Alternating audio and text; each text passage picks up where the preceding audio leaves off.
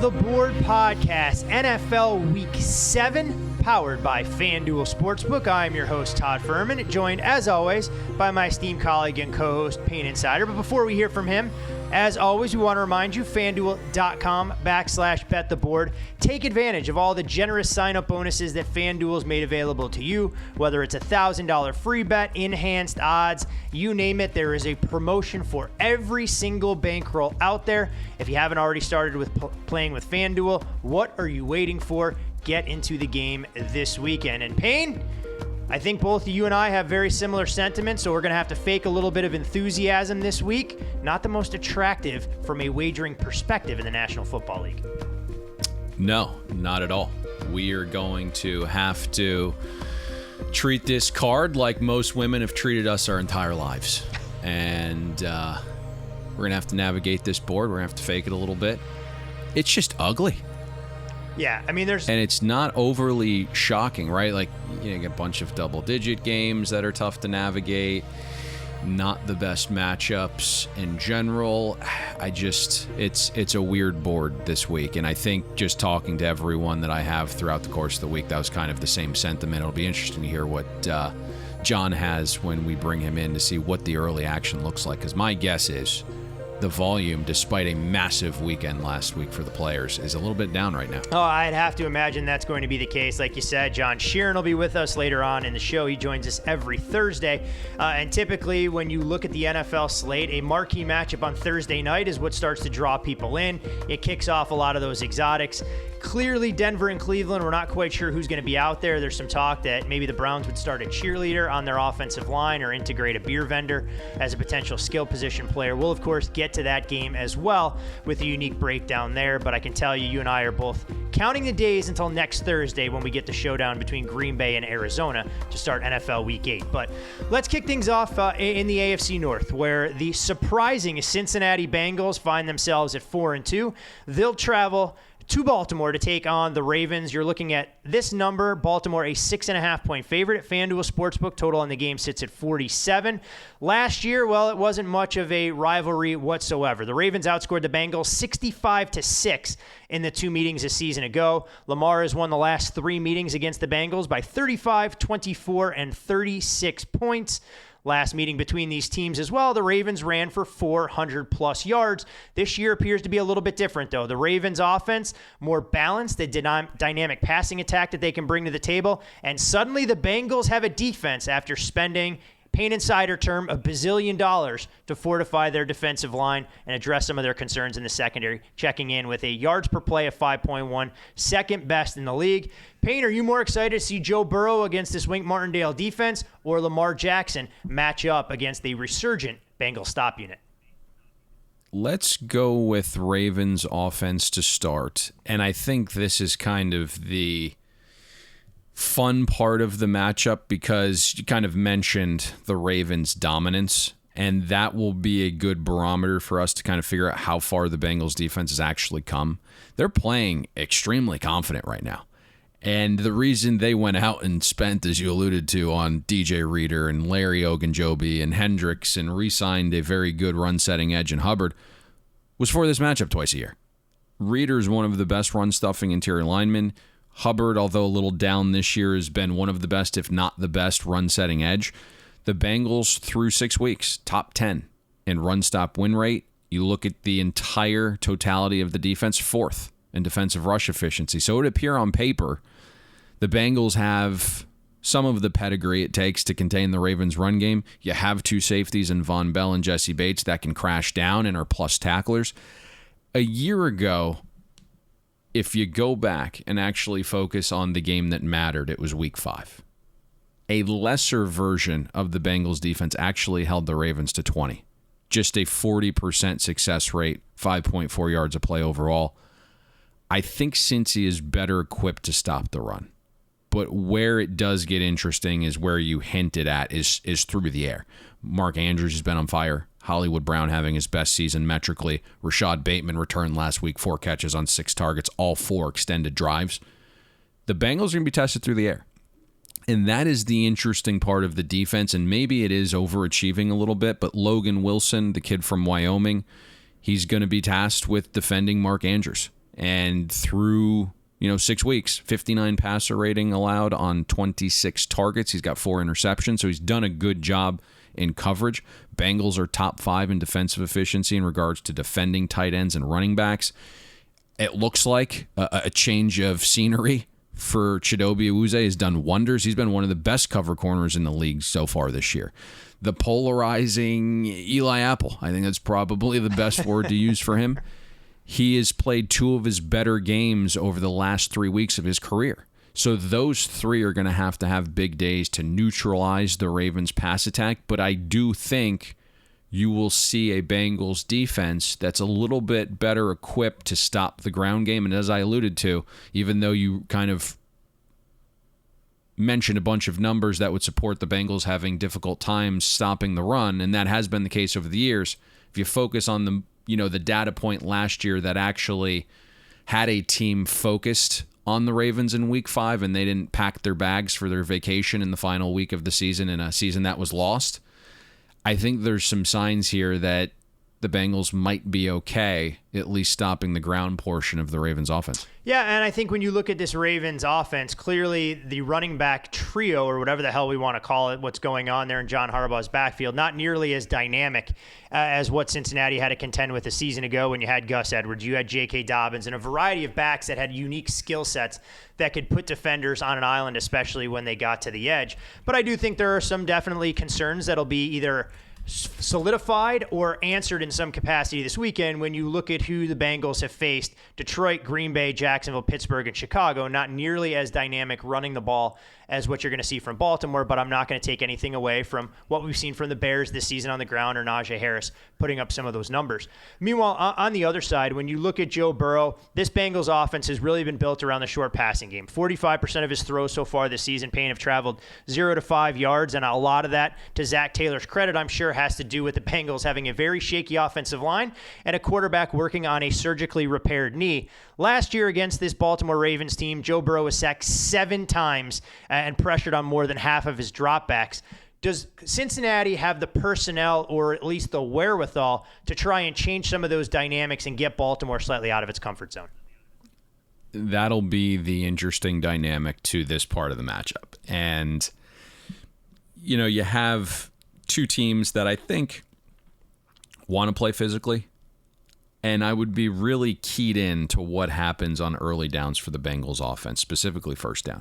Because Cincy has actually been really run heavy on first down. They've had very good success being somewhat predictable. 5th best rushing success rate on first down. And if you kind of just gloss over some of the Ravens' defensive metrics, they're 22nd in defensive rush efficiency on first down. Let's see how that plays out and sets the tone for the other downs. The Ravens have shown improvement in that area, though, as the front seven's gotten a little bit healthier. And there's also a key shift Baltimore made defensively. They re-signed Josh Bynes. They moved him into the starting middle linebacker role. He graded out the 2nd best defender against the Chargers, and that allowed Patrick Queen to kick to the weak side where he can be more free-flowing and have less responsibility and things on his mind. It is clear Baltimore has the ability, though, to stop first down runs better. They're actually number 1 on all downs in run-stop win rate. And so I think it's likely we see regression from the Bengals' running game on first down since they faced the 2nd easiest schedule of run defenses. But I think that is a really important down to mention, more than even normal, because if Cincinnati doesn't have first down success, what you mentioned at the top immediately becomes a thing, right? It opens Joe Burrow up to pressure from Wink Martindale on 2nd and 3rd and long, right? Wink is going to blitz. I know he's dialed it back some, still top 5 in blitz rate, and if you remove the Kansas City games, Baltimore's blitz percentage increases substantially. We know Zach Taylor is in love with 5-man protection. Zach basically calls games like he's got the best offensive line in football. When he has Burrow throwing from shotgun, which is basically 60% of his snaps right now, the vast majority is with just 5 blockers. And because the Bengals have been efficient on those first down runs, on 2nd and 3rd down, Burrow can get it out quicker, as you alluded to, because it's been manageable down in distances. But suddenly, if it's 2nd and long and 3rd and long, and Burrow has to hold on to the ball a little bit longer, that changes the dynamic of this entire thing. Burrow has struggled under pressure.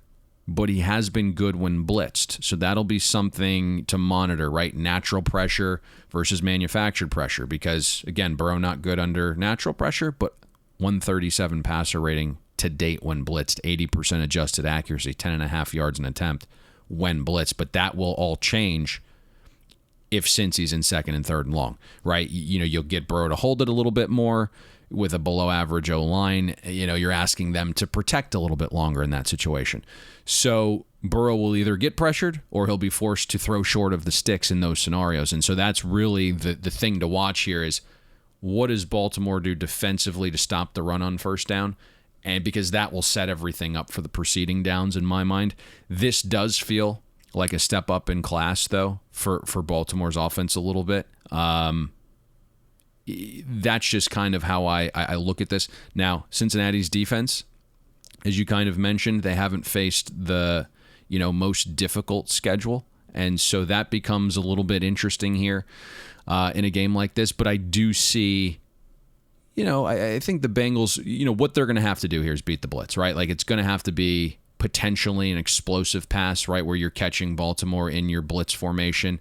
And the one thing that, Cincinnati does differently, I would say, is they spread you out to identify what you have to do defensively. Whereas, Baltimore had great success last week being able to play kind of clumped in the middle of the field because the Chargers use more bunch formation. And so that may, change things a little bit here. But Cincinnati, I think, will have to be explosive to have a chance in this game. They'll have to make Baltimore pay for sending blitz. Now, let's see if they have to, right? I think there's probably a scenario where Baltimore is able to stunt and do things up the middle on the interior of that Bengals O-line that makes them a little bit uncomfortable even when they aren't sending blitz. So that'll be the interesting dynamic. But ultimately, I think this game comes down to first down on the Bengals. That will dictate how much success they're going to have offensively because it just sets up everything else for second and third down. It was one of the key points you made last week that I think was critical to the Ravens' success and their dominant performance against the Chargers, talking about how Justin Herbert and Brandon Staley couldn't consistently live in third and fourth down and expect to sprinkle those situations with fairy dust, moving them down the field.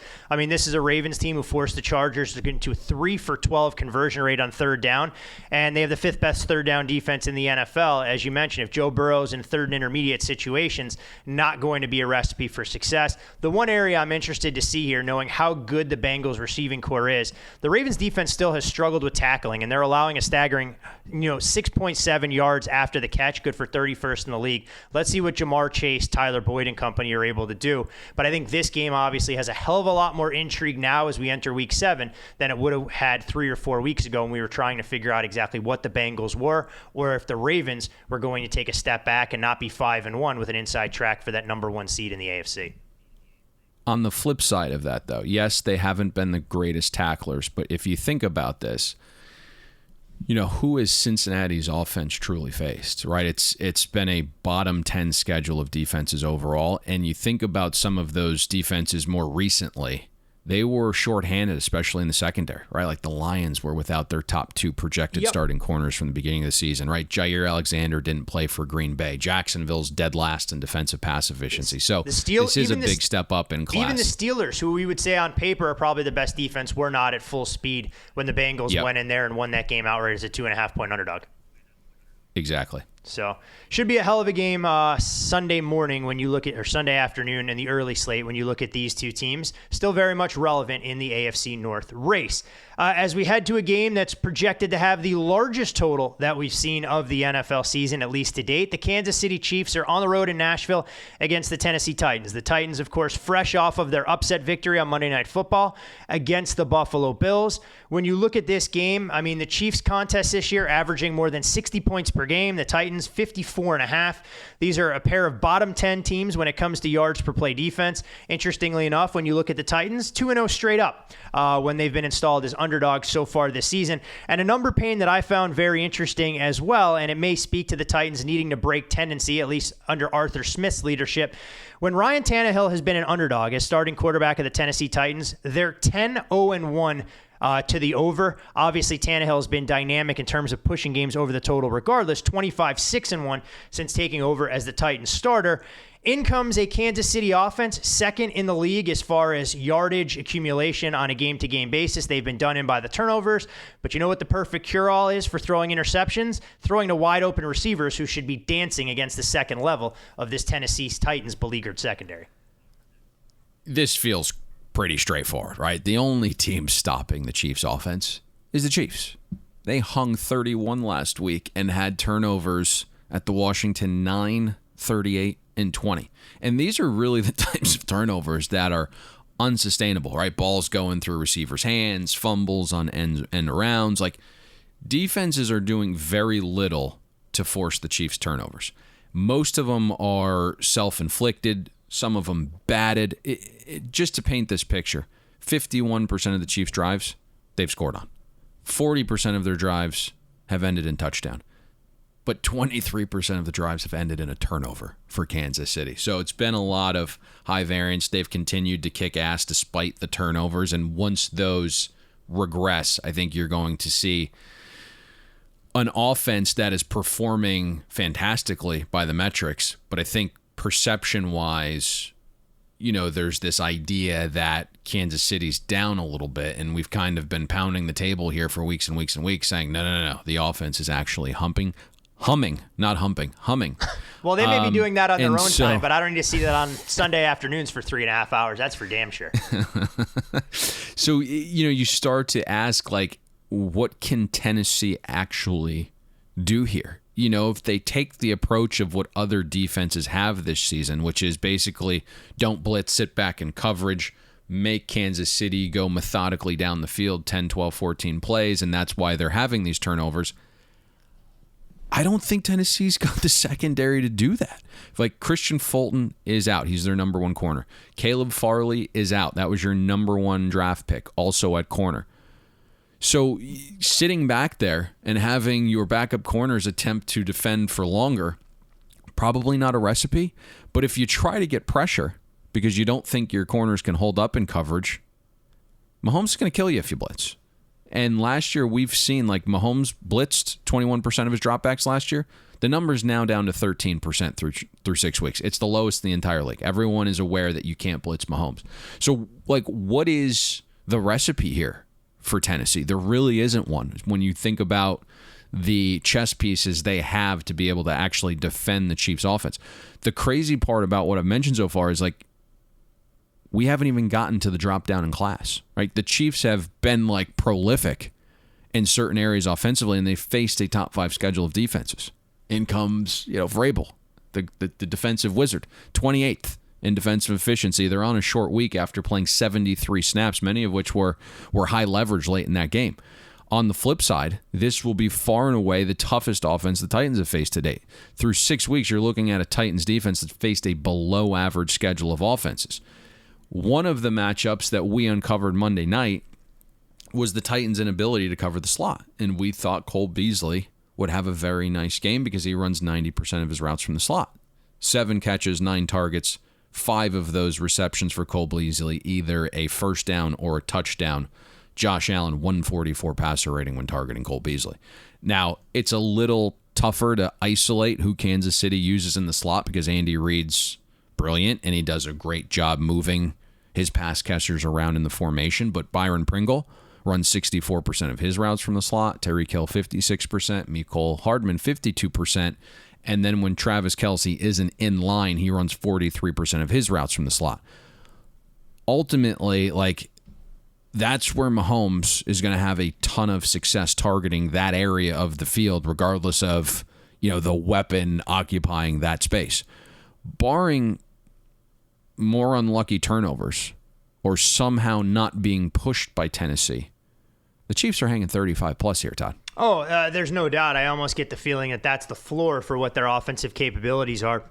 When you look at the other side of the ball, Kansas City's defense far from a brick wall, but they did put together their best defensive half of the season. They held the Washington football team to no points, 76 yards, 4 first downs, and 3.6 yards per attempt in a game they trailed 13-10 going into the break. In comes the Tennessee Titans, obviously doing most of their damage on the back of King Henry, who's got 162 carries so far this season, 783 rushing yards, 10 rushing touchdowns is double that of any other player, and more rushing touchdowns than any other team in the league not named the Cleveland Browns.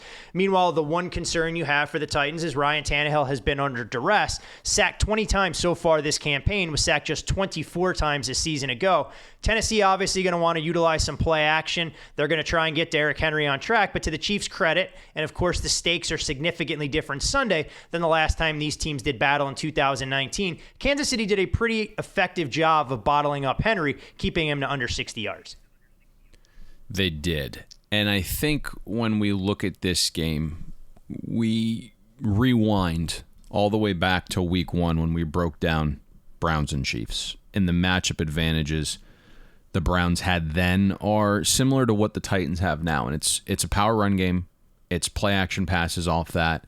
Those are the two things the Chiefs have not been able to stop. Now, everyone knows the Chiefs struggles defensively, right, against the run. I think the random guy at the bar understands that the Chiefs have not been able to stop the run. They're 31st in defensive rush efficiency, 31st in EPA per rush allowed. Horrific against play action passes, and that's basically what the Titans love to do is layer in those play action passes after your linebackers bite. And to this point, Gay and Bolton don't have the best eye discipline at this stage of their careers. Both are super young.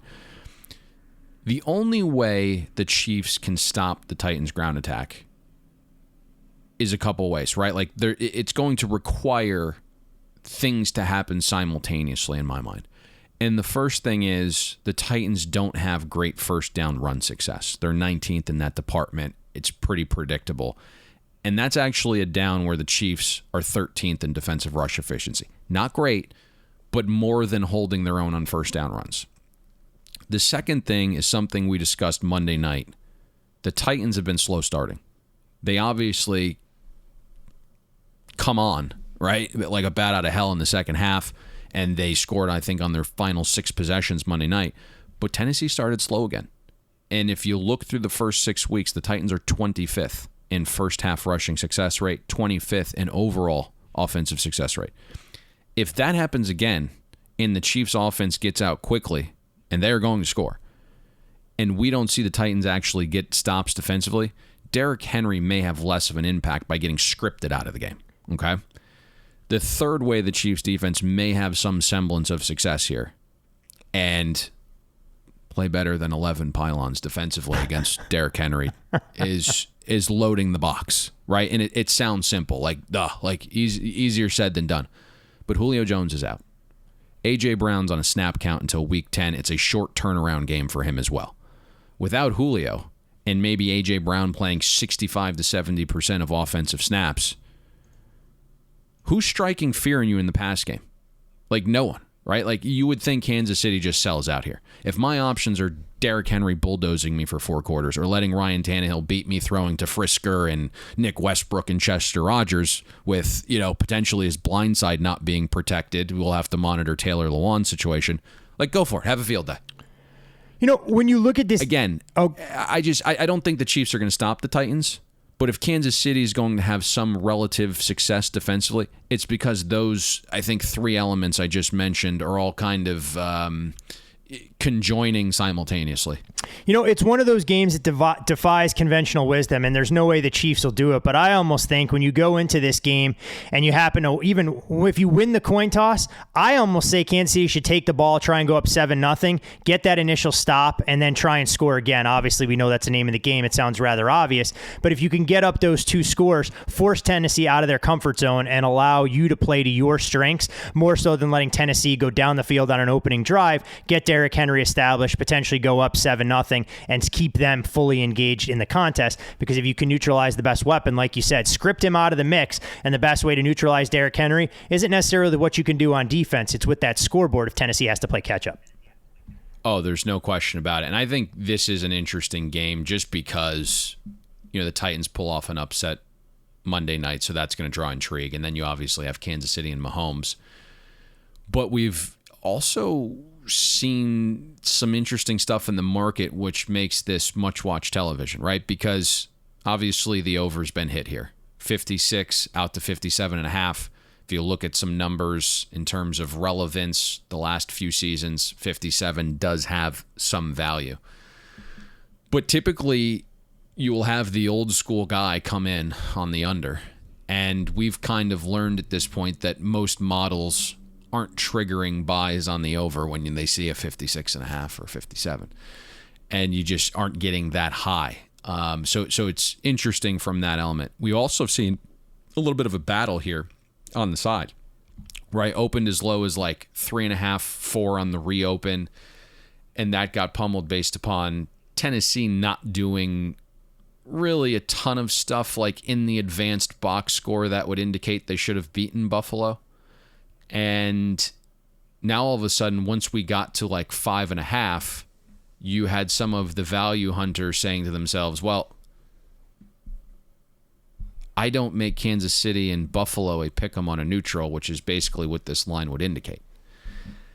And so now we've seen, as we're recording this, Todd, 4.5 at some of the other shops in the space on the Titans. So it'll be interesting to see ultimately where this closes, but it feels like a little bit of a battle there on the side, and certainly understandable because you have two contrasting styles.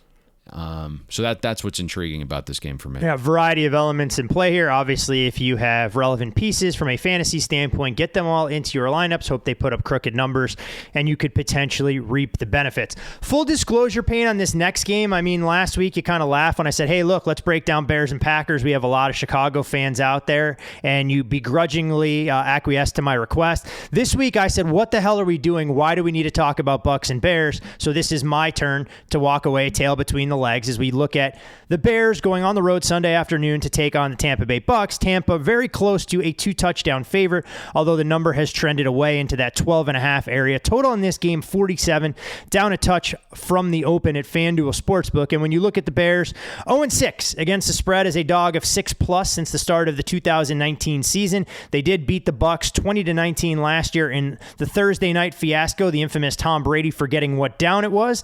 The last time the Bears went into a game as a double-digit dog was the final game of the John Fox era. The Bears this season, their games are averaging a league low, 37 points per game, tied with the Bengals now for the longest active under streak in the league. Interestingly enough, Tom Brady, when he has a chance to beat up on the lightweights, he has really reaped the benefits. 23-7 against the spread as a double-digit favorite since the start of 2015. It's happened twice this year, both home wins in dominant fashion against the Falcons and Dolphins. Payne, the simple question I have in this game, the Bears' run game has been what's been effective and kept them in contest. I don't think they're going to be able to run the football in this game against the Tampa defensive front. Do you trust Justin Fields to make enough plays with either his legs or his arm to keep the Bears relevant from start to finish? It's a great question because this does ultimately come down to what Bill Lazor's going to do offensively. And, you know, the success Chicago will have offensively here is going to be very much predicated on the script and the game plan and the X's and O's.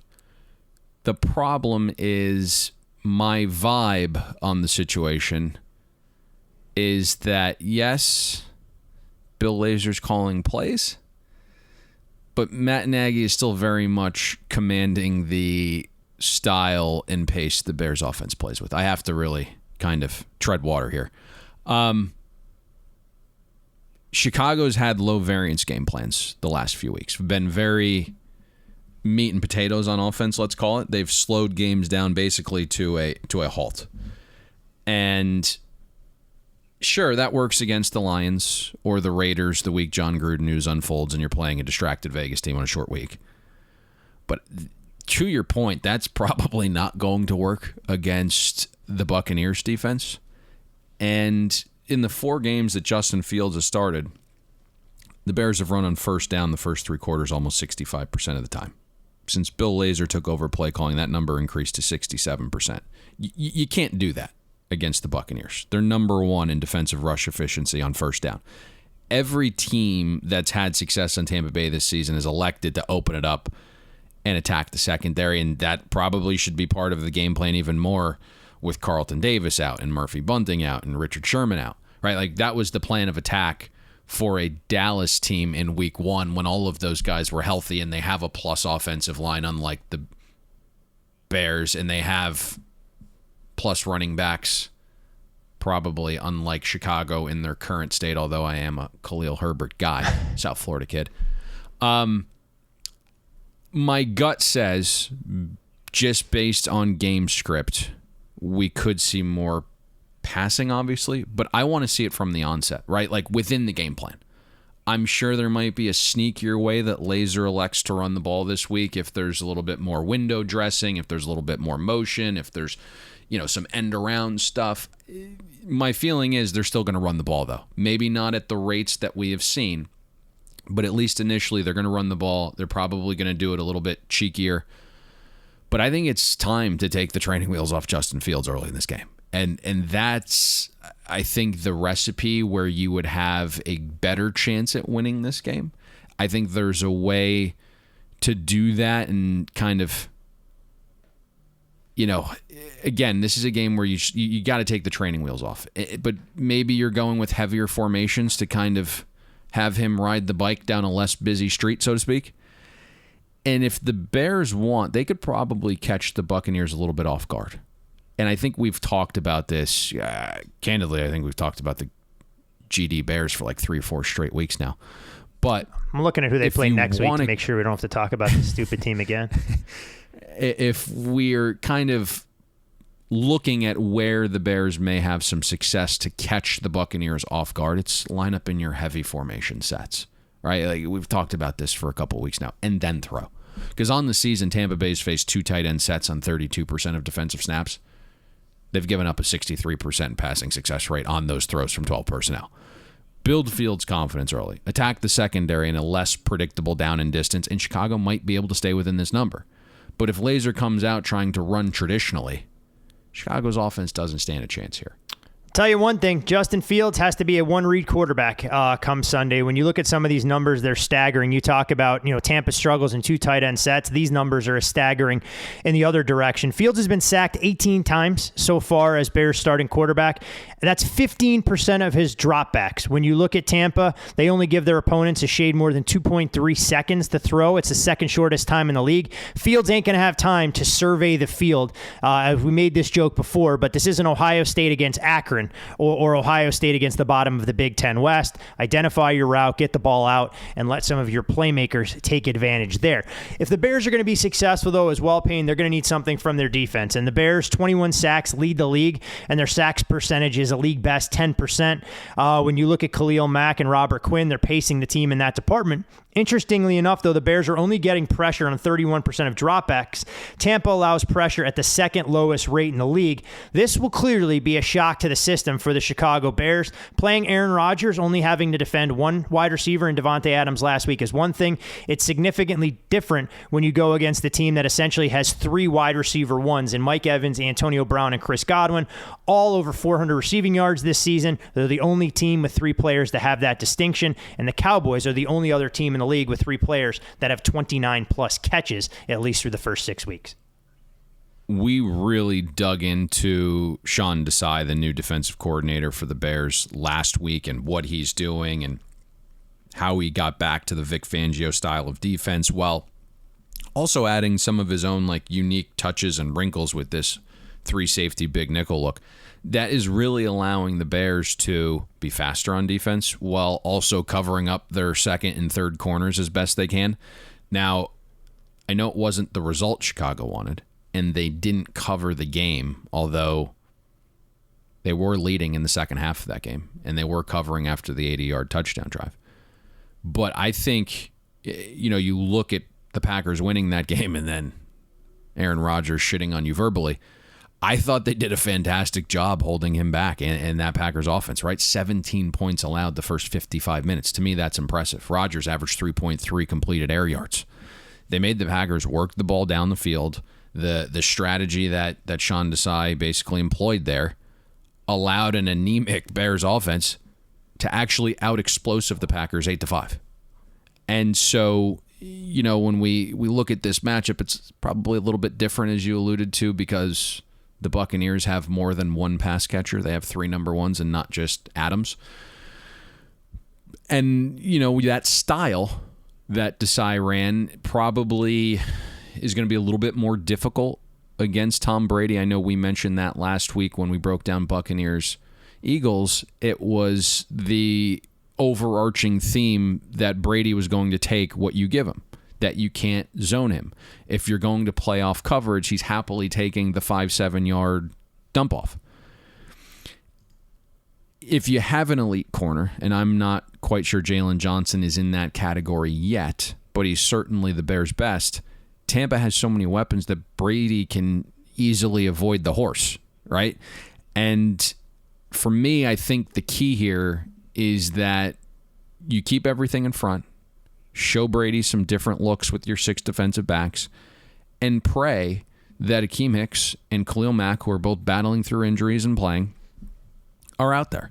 Mack didn't practice once last week. Hicks participated in the Friday walkthrough. Both those guys battled last week, and they are playing at substantially less than 100%. Robert Quinn continues to just, I don't know what he is. He's like an enigma, right? Like, you never know when Robert Quinn's actually going to have a good season. When you expect him to, he doesn't show up and isn't a starting caliber end in this league. When you've written him off for dead, he becomes Lawrence Taylor light. And through 6 weeks, he's the latter. So you are going to need to have him be excellent. You're going to need Akeem Hicks to play probably more than 41% of the snaps like he did last week and create that interior pressure we've always talked about being Tom Brady's, I don't want to call it Achilles heel, but the way you actually make Tom Brady look human. And so let's see if the Bears can do that. But, you're also going to need Hicks and Bilal Nichols and Mario Edwards to hold up against the run. That is going to be the key if you're playing with light boxes. Green Bay did actually average 5 yards a carry last week and a 52% rushing success rate. But ultimately, if the options are Fournette running or Brady and the Bucs' most efficient pass game throwing, that's a pretty easy decision. But, this is a tough task. This is certainly a step up in class. Everyone is, right? Like when you're a defense that's playing the number one offense, that offense is going to be a step up in class naturally. But, you're looking at a Tampa offense right now that is operating quickly. They're operating uber efficiently. And you basically have a team that's in unison now. Tom Brady likes what he's running. The coaches have molded things to what he wants to run, and there's more cohesion in a normal offseason now that they've spent more time together. So, looking at this, it's really an interesting game. We have seen the market correlation with Chicago plus 13.5, now down to as low as 12 some places, and the under. That came in at 48.5, now down to 47. The way that happens, I think, Todd, is similar to last week's Bears game, is have the defense keep everything in front, have the offense operate at a methodical pace to control the situation. And even if you are passing from 12 a little bit more and having success, it's still that we're going to drain the clock, we're going to shorten this thing, we're going to widen the variance. But ultimately, this game in and of itself has a ton of variance, because if the Buccaneers get out, suddenly you have Chicago chasing. And so I think there's probably going to be a little bit of a battle on this total. We'll see where it ultimately closes. It's a game that I didn't have a strong opinion on and don't have an investment and probably won't. And I know I texted you about it last night when I was going through some of my prep with the initial inclination, thinking that, hey, look, under made a ton of sense in some capacity. Listening to you break the game down there, I almost feel like it's a reverse correlation, because if the Bears are going to have legs as an underdog, they're going to have to score. And I'm not so confident that the Bears are able to completely clamp down and hold Tampa to 19 points like they did last year, because don't think for a second that won't be lost on Tom Brady. This is a guy who holds grudges probably against the guy at Starbucks who puts oat milk into his latte instead of whatever else he's looking for in the TB12 diet. I'm sure he's going to want to atone for losing track of downs in front of a national audience, and that meme that circulated everywhere with his 4 fingers up against this Bears defense. I thought oat milk was the one that was good for it. Might be what oat. Kind of milk do you think Tom Brady's using? No, he might be oat. Using the old 2%. I kind of dropped the ball there. I should have gone, he probably would have thrown a conniption fit if they put whole milk in there, 2% soy milk, where oat milk he probably would have been okay with. Yeah, I mean, I think Tom Brady bathes in oat milk. I saw that interview he did yesterday, and I mean, 99.9% of women are jealous of his skin. Oh, and it's just incredible skin. There's no doubt that he is spending as much, if not more, on skincare products than you do, especially out of season. The only difference at this point is that he spent a lot more money to get work done than I'm sure Payne has, despite coming on camera and making your presence known so far this fall. Vino, baby. Vino. Age like wine. And as we continue to go through these games, we see a wave of money on the total in 451, 452. Colts Niners, Sunday Night Football. I got to tell you. That's a good one. Colts Niners, Sunday Night Football out in the Bay Area. San Francisco comes into this game well rested, at least theoretically, off the bye. All expectations are that it'll be Jimmy Garoppolo under center as Trey Lance dealing with a sprained knee. And if the 49ers had concerns about their starting quarterback, I'm sure they would have brought somebody in to potentially vie for some starting reps or at least serve in a backup capacity. When you look at the 49ers, they're 4-point favorites at FanDuel Sportsbook. Total on the game sits at 44. We've seen a whole lot of back and forth. 49ers have not had much of a home field advantage lately. It's a limited sample size, but the numbers aren't good. 1-6 straight up and 1-6 against the spread since the start of last season playing in their building. Of course, we know last year there were no fans in the stands. Yeah, we get it. Payne, when I break this game down, I think there's one matchup worth discussing. And to be quite honest, it's all about this Colts defense matching up with the 49ers, specifically the 49ers' appetite or desire to test the biggest weakness of this Colts stop unit, which is their secondary, one that was dealt yet another injury blow with the loss of Julian Blackmon for the season, given an injury he suffered in practice yesterday. And I saw Rock Ya-Sin also re-aggravated his injury as well. And let's just kind of keep it honest with our audience here. We're running a little bit late. Todd had to drive the lady friend to the airport, and there was this Meadow Soprano turtle-like goodbye that took a long time. And then we had a long conversation with our good buddy John, and our producer has a hard out here, so we're going to be a little bit more tidier with the breakdown here. But you hit this perfectly because I'm reading places. I don't try to spend a lot of time on social media because that is a cesspool. But I'm hearing is Jimmy G playing this week? And I think just as a general handicapping point, there's ways to read the tea leaves, and it's that San Francisco 49ers have not signed another quarterback, and Trey Lance is obviously out. So it would point to Jimmy G being the next guy, barring an injury or a re-injury over the next 3 days. Maybe Jimmy G falls out of his convertible. He calls that lady friend that he was spotted with in California from last year. Who knows? But he's playing in this game unless there's a re-injury over the next 3 days. To your point, the way to attack the Colts through the air is in the short to intermediate ranges. We know they've been very good stopping the run, actually number one defense in rush efficiency, but they're 29th, the Colts, in pass efficiency defense. And the style in which the 49ers offense and offenses like it play, that's given the Colts defense some trouble. Darius Leonard, obviously an absolute monster. He's been creating an abnormal amount of takeaways, but he's dealing with an ankle injury that we've kind of talked about over the last couple of weeks. It hasn't allowed him to be himself. And so when you look at this, what Darius Leonard's going to be tasked with is covering crossing receivers and inside slants because the Colts live in zone. That's a tough ask for any linebacker, let alone a guy with a gimpy leg. And so I think what you are going to see is some level of success for Jimmy G. The problem is this game's taken a different shape, and that's because of weather. And as we sit here recording this Thursday morning, the projection is 75 to 88% chance of rain throughout the duration of the game. Wind in the 13 to 18 mile per hour range throughout, with gusts as high as 35 miles per hour.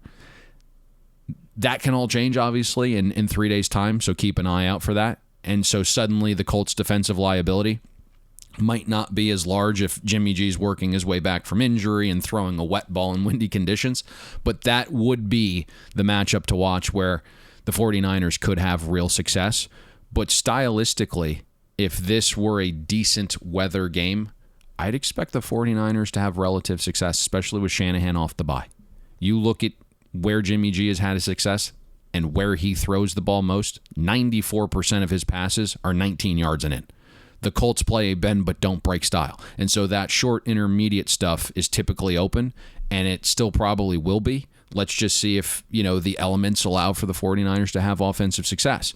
And if you remember what we said on Monday's recap podcast, the Colts allowing just 3 points defensively wasn't reality of what happened in that game. It was basically unimaginative Texans offense with a rookie quarterback on the road that had trips to the Colts 41, 35, 13, 22, 37, and 23-yard line. So they moved the ball in Indy. Just kind of for full disclosure here, this is a game I liked over before the horrific weather situation because of the matchup we kind of chronicled with the 49ers offense. And Carson Wentz is actually playing very good ball right now that he's healthy. He's getting the ball out a little bit quicker. He's getting the offense down pat a little bit more. He's gaining rapport with some of his receivers. We saw someone go over 44 Monday morning. And then once the weather became a little bit more known, under 45.5 rolled in from a group. Got as low as 43 in some spots. And then yesterday, we saw some over money pop back into the market, and that's why we're sitting at 44 right now. So this basically becomes a, keep your eye on the weather radar game for me, Todd. Yep, for sure. And one thing I'll add to Carson Wentz, you talking about him starting to get on the same page as receivers, I don't think it's coincidental at all that weeks 1 through 4, Carson Wentz was pressured on 47% of his dropbacks. The last 2 weeks only pressured on 28% of those. A lot of that has to do with the opponents the Colts have faced, and we'll see if the 49ers are able to generate some pressure and get after Carson Wentz, how he'll perform in some adverse conditions out there for a North Dakota kid. You know what, Payne? You know what's great when you come to podcasting or radio or anything else? We can always get fresh perspective, and we don't have to do it in real time. So you talked about John Sheeran and wanted to get his thoughts. It's time to bring in a man from our recorded interview earlier this morning. He joins us every Thursday here on the Bet the Board podcast. You, of course, can follow John Sheeran on Twitter at JSheeran, JSheeran 1981. And John, we've called you the people's bookmaker around these parts, and I have to imagine last Sunday, given some of those results, the people were enamored with their ability to take FanDuel for a few extra dollars with the rash of public teams that came home to roost. Yeah, I've been called Robin Hood a lot in the last couple of weeks, Todd. So, it's good to finally get, some money back into the ecosystem and get the public to a really good weekend. Sunday, obviously, very, very expensive for us, but you won't find me crying too hard. I think the general public and the bettors out there listening were, well overdue. So glad that everybody managed to find the right sequences last week, and we move forward to an exciting week this week for them to reinvest. It's always interesting, John, because we've heard over the years, as Payne and I have talked to folks that work in some of the gray markets and everywhere else, that September obviously is one of the biggest months. People have been champing at the bit to try and get their money into sports books to take advantage of the National Football League since the Super Bowl is way in the rearview mirror. Do you guys typically see handle subside a little bit in October, or it's so tough to try and get an indication knowing that FanDuel keeps entering new markets? We'll see Connecticut come on board amongst others, over the next couple of weeks as well. Yeah, I think that's the point. It's difficult for us to kind of see apples to apples, and for that reason, kind of hard to see exactly where the fall off is coming. But I think you're right. There's clearly an appetite for NFL. Premium for it early in September, and I think particularly the way the results went, people tend to jump off the bandwagon or maybe not be as invested and active as they were in the first few weeks once we get into October. But I think last week's results will help everybody get re-energized and understand that there is winning weeks, and there's days where you can hit your parlays and get them all together and get the right sequences, as we said, and thankfully that was last week. So I expect to see people back as we make a push towards Thanksgiving. Payne, it's crazy out here for years, and of course I'm dating myself from when I was behind the counter. College football was more or less an afterthought, other than if you had some of the marquee programs in the Big Ten or the SEC, or even a Notre Dame playing in primetime. Nobody really wanted to run and bet college. Everyone you talk to now out here in the desert says college continues to grow in popularity. The NFL is still the 800-pound gorilla in the room, but you always do wonder with the marquee matchups that are out there. When you and I struggle to identify 5 games to break down on the podcast, it probably has to correlate in a not-so-positive way to the betting handle they'll see every weekend. This is interesting because just to give some of our listeners insight, we obviously chatted before we recorded John's segment, and I think we all had the same sentiment, was like, boy, this NFL board is kind of brutal. And there aren't the great matchups. We have just one that features two teams with winning records and Bengals and Ravens, but you're kind of left scratching your head for the other marquee matchup. And John, I know you said that the players are flush and typically they come back the next week with vigor, pummeling the market. But, you know, we have some double digit games. We have a primetime game tonight in Cleveland with lots of injuries and potential weather. And then you have a Sunday night game with Colts and 49ers, both teams below 500. What is it looking like in terms of volume this week, knowing the players are flush, but the card isn't overly appealing? Yeah, I think that's right, Payne. I think it's definitely reflected in the volumes that we're seeing. I think people, you know, that had winning weekends last week will look to reinvest. The board, as you said, maybe not as appealing as we've seen through the first 5 or 6 weeks, but I think there's enough there, like you say, that the double-digit favourites, the likes of the Packers, the Rams, there, and then Tampa Bay, probably the three games that we'll see a lot of parlays in, a lot of teasers there as well. You get, I think, almost all of them through 7 and 2 of them through a field goal as well. So I think they're the games that, you know, will decide whether we live or breathe this week. And yeah, it isn't the most exciting slate top to bottom, but there's still enough there for people to get invested in. So I think closer to Sunday, we'll see those volumes swell. You know, Payne, I'll let you ask John the tough questions in a second. Wanted to jump in real quick. John, you mentioned teasers, and I can't tell you, and some of my friends do listen to the podcast, but the amount of texts I had on Monday from guys saying this was going to be the easiest week ever for them as they were trying to figure out how many sweetheart teasers they could put together with the likes of the Green Bay Packers and the trio of double-digit favorites in the Sunday afternoon session. When you look at numbers of that magnitude, John, do you guys typically find yourself rooting for one of those underdogs to win outright to blow up some of the money line parlays, or because they are such big price tags, you know, 7-1 and 8-1 out there, that you guys will take a few, you know, $15, $20 bets where there can be some liability if, say, the Houston Texans are able to knock the Arizona Cardinals from the ranks of the unbeaten? Yeah, I think covering them, one of those dogs covering on the spread is usually pretty important to us. Like I said, I'm pretty sure we'll have a lot of ordinary parlays through the spreads on those three teams, and then, you know, getting the teaser volume as well is huge. So getting any of them to a narrow defeat, I think, would probably be the optimal result. Like you said, we'll always have enough volume on the underdog on the money line to make that a loser in the money line book, but more often than not, that, you know, never ever takes away the money that we win on the spreads in general, with that being the primary market. So I'd take one of those three covering. If we could get an upset on the money line, that would be obviously pretty good too. All right, Payne, you get to fire the hard questions now. You know, going back to some of those games and you envisioning the public backing Tampa and the likes of Green Bay, have you seen any early support potentially from pro bettors on Washington or Chicago early in the week? No, not at all. I mean, the only real pro money that I would respect that we've seen probably for Denver. I think we all know why that came at 4.5, and you know, even at 3 yesterday we saw some follow up. We're at 2 right now. It's probably moved a little too far in our view, so we'll probably keep Cleveland relatively to ourselves versus the market from here on in. But that's probably the only game where I would call out, you know, pro money that has been really sharp, that's moved. The totals have been quiet. We know there's obviously a bit of weather forecast tonight and a couple, maybe even Miami as well this weekend for rain and wind as well. So the totals have been quiet and the spreads have been quiet as well with some of those big numbers. I think the look aheads for sure, we definitely saw some action on Detroit. I think we were 17.5, I think, on the look ahead early in the week, and now it's down to 15.5. But nothing too significant, I would say. Yeah, I think our price, Todd, was a little below the 14-point mark, so I could see 17.5 having value, now down to 15. Going back to that Thursday night game, obviously, we've seen a lot of people on social media and a lot of former odds makers talking about the drop-off between Baker Mayfield and Case Keenum, and I think we kind of aligned in saying that Keenum has familiarity in Stefanski's system, and we didn't quite make it, the 4-point adjustment that we've seen in the market. Where do you guys align with that drop off? Is it more like a point and a half, 2 points in your mind?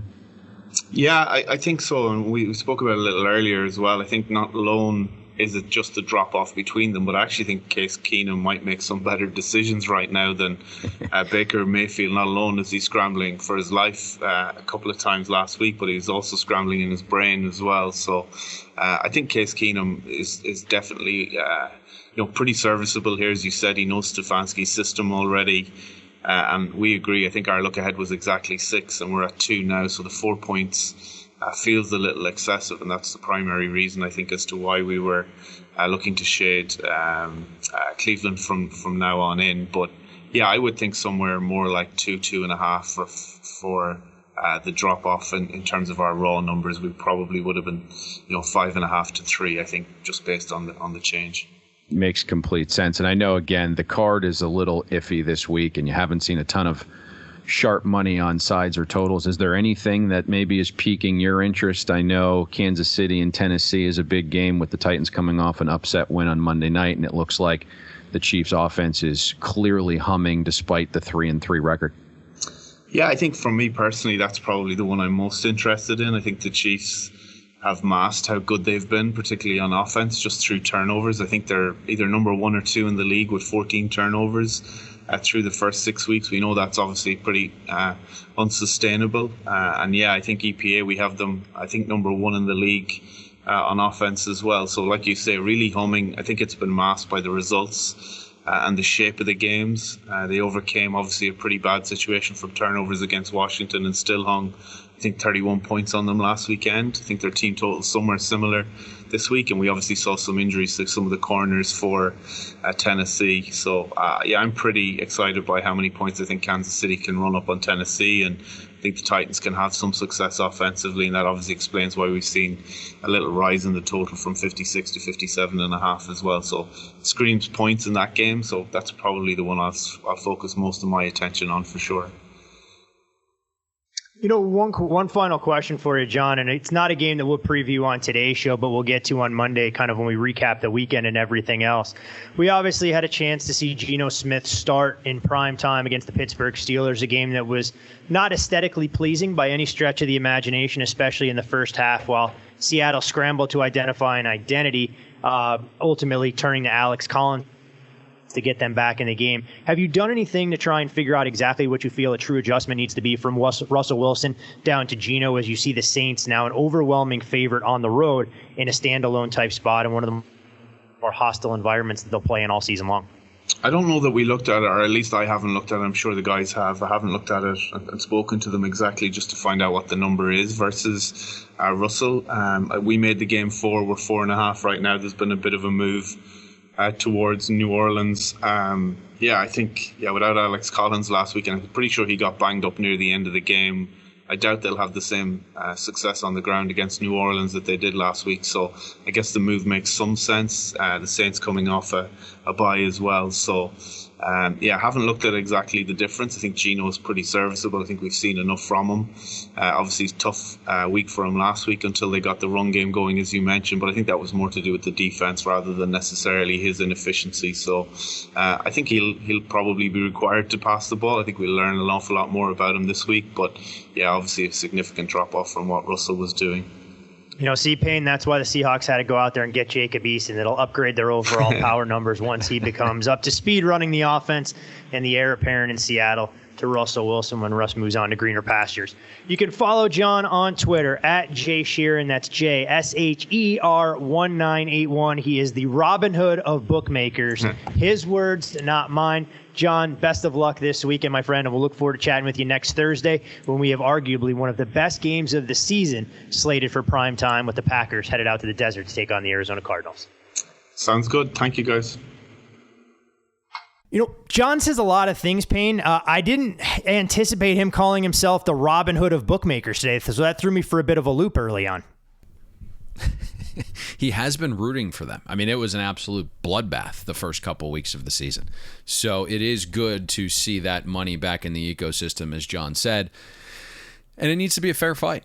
And obviously, I think you mentioned same game parlays, and they're Yahtzee when they hit. But the reality is, I think we discussed, you and I, from guys that we've spoken to behind the counter, like averaging a 28% hold on those. So That is going to be a long-term losing proposition, but when you have a slew of favorites hit, sometimes those cash, and for bettors ourselves, right, if the only ones in the market were professional bettors, there really wouldn't be a market. So from all perspectives, whether it's the sportsbook side, whether it's the sophisticated bettors side, we need more money into the market. There is no doubt about it. More liquidity means... Boy, I probably shouldn't have said that out loud. You just cringed there in your tone. No. What I was going to say to piggyback that point is more liquidity in the market means larger limits, but it does also lend itself to slightly more efficiency from the bookmaking perspective as well. So always great to get John's perspective. I know it's a relatively unattractive slate, but plenty of nuggets there that our listenership can take away and try and use, whether it be for their various contests or some of the exotic wagers they'll inevitably place this weekend. Perfect time as well to remind you to follow Payne on Twitter at Payne Insider. I'm Todd Furman. You can follow me there. Most importantly, follow the podcast at Bet the Board Pod. Go to FanDuel.com/BetTheBoard. Take advantage of a lot of the intriguing offerings they have there. Payne, you mentioned same game parlays. We know how high the hold can be, but they are definitely a growing phenomenon in the sports betting ecosystem. Let's hope our listeners are sophisticated enough to go out there and use the math in their favor should they choose to take advantage of that particular betting market. One final game to get to, and that, of course, is the Thursday nighter that's lost a lot of its luster given the myriad of injuries facing both teams. We're now seeing the Cleveland Browns a modest 1-point favorite at FanDuel Sportsbook. Total on this game sits at 40.5. Some weather in the forecast and an injury report that reads longer than a Charles Dickens novel for the Cleveland Browns. Odell Beckham Jr. questionable. Jack Conklin questionable. Malcolm Smith questionable. J.C. Treader, Jedrick Wills, Jadeveon Clowney, Malik Jackson. Thankfully for the Browns, their backfield defensively at least should be healthy, knowing that Greg Newsome, Denzel Ward, Greedy Williams all trending towards playing, because their offensive backfield will not be as undrafted D'Ernest Jackson Johnson. I don't even remember. D'Ernest Johnson. I'll get it right one of these days. Johnson will be the primary ball carrier, or one of the all-time greats down there from the South Florida Bulls program. I'm not even sure, Payne, how we should begin to break this game down and shed a little bit of light. We talk all the time. Did you just run over my Austin Powers reference there? No, I didn't even hear it. So go ahead and fire it again. Never mind. All right, that's even more disappointing. It was bad. And I didn't even mention the Browns without their leading tackler, Jeremiah Owusu-Koramoah. So I give you all of that to ask you this. How the hell should we go about attacking this football game? It's obviously tough to discuss matchups and metrics with both teams decimated by injury. And my understanding is Jedrick Wills is expected to return tonight. Jack Conklin is out. We will know by 4 p.m. if Jarvis Landry will be activated, and it's trending towards a yes that he'll play, is the text message that I received this morning. I don't know. We'll have a better indication, I think, in a couple hours, but it's trending positively. OBJ is dealing with a significant shoulder injury. He is trending towards no, but if it were up to him, he would play. We'll see if the Browns organization holds him out. But the Browns are obviously missing Baker Mayfield. I don't think that's the downgrade others do. The market says I am wrong. I have seen odds makers on social indicate a 4-point drop-off. I am not the leader of the Case Keenum fan club. I'm busy running the Stetson Bennett fan club. But which is growing membership by the day, mind you. Yes, absolutely. If Coach would have let him throw a little bit more against Kentucky, we would have probably had another 11 members join this week. None of which would have been in the Stoops family. Listen, Baker Mayfield right now, 25th in QBR, and he's clearly dealing with an injury. We're using a 2-point downgrade to Case Keenum, and I'm not overly confident it's that high. Case Keenum, as we know, extreme familiarity with Kevin Stefanski's system. I know Chubb and Hunt and, lead blocker Andy Enovich are out. I mentioned Jack Conklin's out. That obviously hurts Keenum. But having Jedrick Wills up and possibly Landry returning is huge. We've seen Case Keenum perform well enough in a Kevin Stefanski system back in 2017 in Minnesota when he completed 68% of his passes with 22 touchdowns and 7 interceptions. He was so successful that Keenum's performance in Stefanski's system literally landed him an $18 million, a job starting job the following year. So it's like, I don't really know what the drop-off here is, which is probably not a good thing for Baker Mayfield in the offseason. We'll see. Demetric Felton, I know you mentioned Dearness Johnson, but I think Demetric Felton is maybe the beneficiary of Case Keenum starting. He likes to target running backs. If OBJ is out, I would expect a deep shot or two for Schwartz to loosen some things up. The Broncos obviously have been pretty beaten up deep the last few weeks. How many explosives did they give up last week? I think it was like 7 plays of 20-plus yards. I think Henry Ruggs is still running behind that Denver secondary. And that's really the only thing Henry Ruggs can do. I shouldn't say that. He's been much better this year. He has been much, much better. Good for him. On the other side, everything I've been told is the Broncos want to run it more. Protect Teddy Bridgewater, who's dealing with a foot and quad injury and isn't 100% playing on a short week. Teddy was beaten and battered last week. I mean, he was hit 17 times by the Raiders. The Broncos' offensive line a little bit beat up, a couple guys playing through injuries, and now you get a Browns defense that's tied for first in pass rush win rate. They only blitz 21% of the time. So they've been able to disrupt without sending pressure. And everything that we are hearing offensively is like they want to get Javonte Williams more involved. They just need the scoreboard to comply a little bit. We'll see if that is the case in a game that's a virtual pick'em with a total at 40. It would indicate that this is a tight game, and maybe that ground game gets going a little bit tonight. There is some drizzle in the forecast as well. There'll be some light rain throughout the afternoon. Again, projecting 20-mile-per-hour winds at kick. Here's what I've seen on this game. Pro money hit the first half under 21.5. It's why we're down to, I believe, in some spots. Let me just check this right now. It's actually moving as we're recording this. But we're down to basically like 19.8 in some places. I also was told that at some point we could see some over money come in from some math guys that simply don't make this 40. So there could be a little bit of a battle on this total here, Todd. One thing I want to ask. Obviously, I don't know where we go from here because I'm quite surprised we're inching towards pick. Yeah. No. Oh, okay. No. What do you got for me? No. You talked about Baker Mayfield and how there's no similar mindset in terms of his value to the point spread. We talk at great lengths, and I've had it drummed into my head. You have as well, and I know a lot of our listeners who don't have access to the same resources, take what they hear from the experts out there and try and incorporate that into their handicapping process. That no skill position players in the league, for the most part, are worth more than 2 points to the number. Christian McCaffrey being in a class unto himself, as we've seen from Carolina offensively. But I do want to ask, when you look at this Cleveland offense, and it's a very limited sample size, you have to be careful trying to extrapolate too much from it.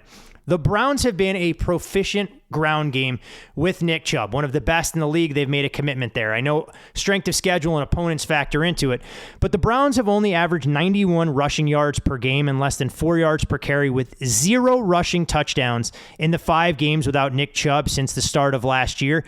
We saw some of that last week. The Cleveland didn't even want to commit to the ground game because Stefanski was too worried about overusing Kareem Hunt. Now, I know Hunt ultimately gets hurt, but the Browns couldn't even get on track because they were down 2 scores because they were so steadfast in their belief that they didn't want to overtax their ground game. Everything you said seems to be spot on accurate. Listen, last week was a little bit different of a situation. You get down 20-0 and suddenly the ground game goes out the window. My understanding was that Kareem Hunt was always going to play last week, but if you followed the injury report, he was quite limited throughout the week and was always going to be on a pitch count, so to speak. And ultimately, that lingering injury led to a larger injury, and now he's going to be out a substantial time.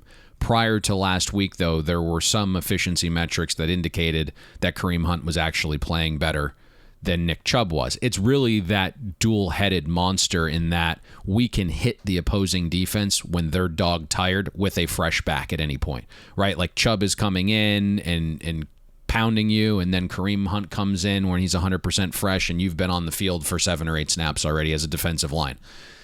And there is that great rapport between the two backs. I believe there was a segment on one of the NFL programs where Nick Chubb is relinquishing his role towards the latter part of that game. I believe it was the Chicago game where he's like, man, they got me locked up, but you're going ham, finish this game.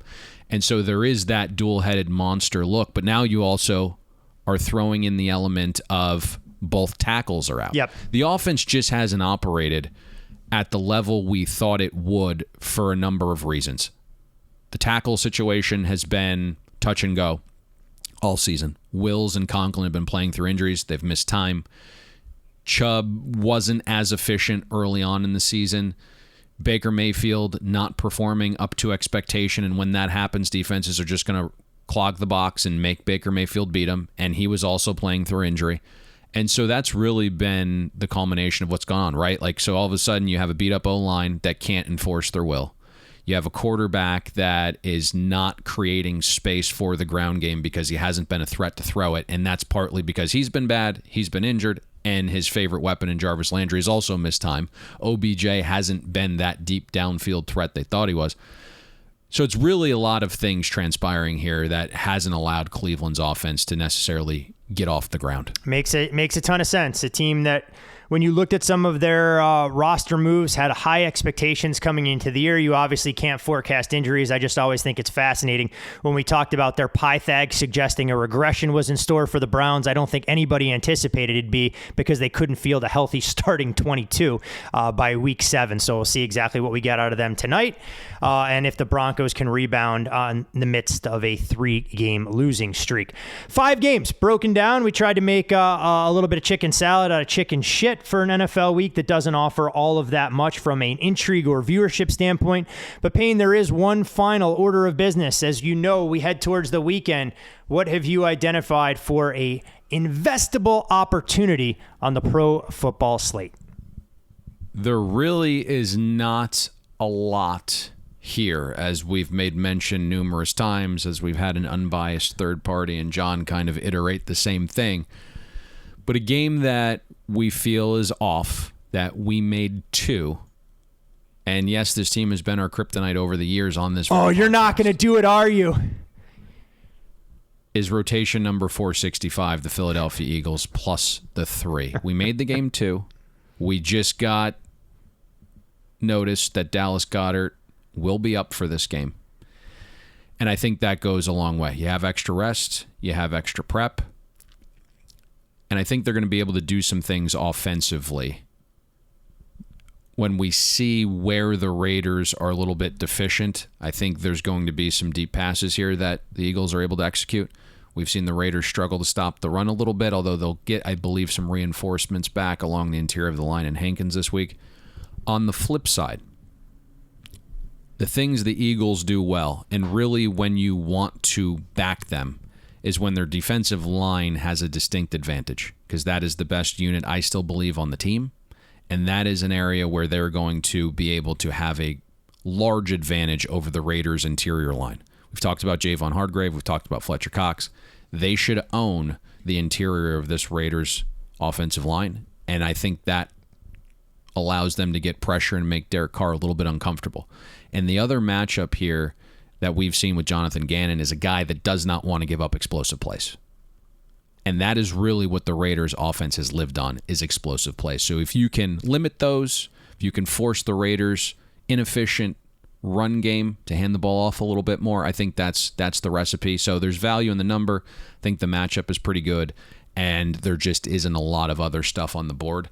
I will say this, and I will do this once and only once, unless I believe you guys are still tuning in on Monday night, but the under first half in the Seahawks game is one we also bet. But if I notice Monday listenership decrease because I've given out that nugget, I'll never give out another Monday night nugget on a Thursday podcast again. So that's kind of what I'm thinking here. We bet the first half under in Seahawks at 21.5. There's still a couple lingering 21.5, so I think it's playable down to 21 as well. See, it's the perfect tidbit for our listeners to encourage all of their friends and family to tune in, continue to spread the gospel of Bet the Board, and make sure we have our most listened to Monday podcast for all of 2021. Otherwise, you don't get these tidbits, 72 hours in advance for a market that won't be readily available when we record Monday morning. I will add one other thing, Payne, from some of my reading on the Eagles Eagles-Raiders game as well. I think there's a growing level of optimism when you're backing the Eagles that was the Raiders' all-in effort. They talked about how they wanted to go out there and make a statement. They weren't happy how this whole situation has unfolded. Now you have a head coach in Bisaccia who's tipped his hand. We know what the game plan is going to look like. Philadelphia has a little bit of extra time to get healthy. Let's see if the Raiders can handle prosperity, because everybody wrote them off for dead. We saw that market go from as low as 3 out to 5, and Denver was the dead nuts wrong side. Now all of a sudden the Raiders may be feeling good about themselves, reading those press clippings, and in comes a Philadelphia team who wasn't nearly as competitive as that 28-22 final score indicated against the Tampa Bay Bucs. No, they weren't. And you just start to think about, some of the schedule the Eagles have played. I mean, the Cowboys and the 49ers, who we believe are substantially better than their record, and the Chiefs and the Bucs. And it's like they've been playing a murderer's row the last month or so. And so they've always tended to play a little bit better away from home, away from that noise and distraction. I think the other key element here is, let's see if Lane Johnson is up. They said they will alert us on Friday. He returned back. I think when you're looking at the matchup of the Raiders' 2 defensive ends, Lane Johnson would go a long way to playing in this game. And ultimately, if the Eagles' O-line can negate that Raiders pass rush, they're going to have some success offensively as well. Philadelphia Eagles, the bane of our existence, but the only way to try and eliminate some of those demons is stare them in the eye and make them do good things for you at the betting window. Fort Payne Insider, I am Todd Furman. A special thanks, as always, to our regular Thursday guest, John Sheeran. Encourage you guys to follow the trio on Twitter, at Payne Insider. I'm Todd Furman. You can follow me there. And, of course, John Sheeran, JSheeran1981. The podcast, at Bet the Board Pod. Best of luck with all of your NFL investments this weekend. And with an Eagles ticket in hand Sunday afternoon, we'll see you at the window.